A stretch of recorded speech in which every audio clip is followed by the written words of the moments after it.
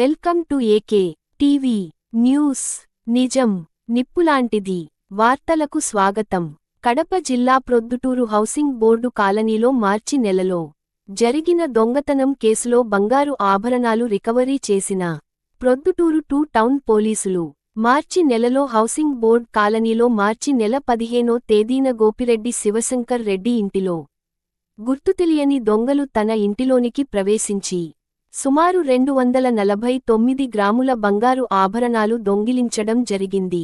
సదరు కేసులో ప్రొద్దుటూరు 2 టౌన్ పోలీసులు ఇద్దరు ముద్దాయిలైన జంగా వెంకట్రావు, సుధాకర్లను ఇతర జిల్లా పోలీసు వారి అరెస్ట్ చేయగా సదరు కేసులో ఈ దొంగతనానికి సంబంధించినటువంటి సమాచారం తెలుపబడినందున వారిని పిటి వారెంట్ తోటి ప్రొద్దుటూరు కోర్టులో హాజరు పరిచి తిరిగి వారిని పోలీస్ కస్టడీలోనికి తీసుకొని వారి ద్వారా ఈ దొంగతనానికి సంబంధించిన ఆభరణాలు వారి వద్ద నుంచి రికవరీ చేయడం జరిగింది.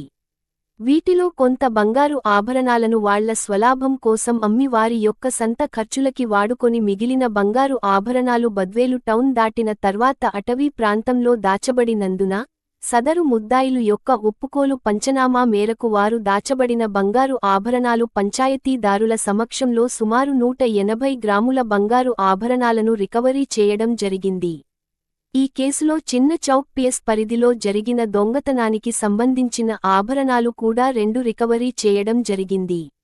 మొత్తం బంగారు ఆభరణాలు 180 గ్రాములు అనగా 18 తులాలు రికవరీ చేయడం జరిగింది.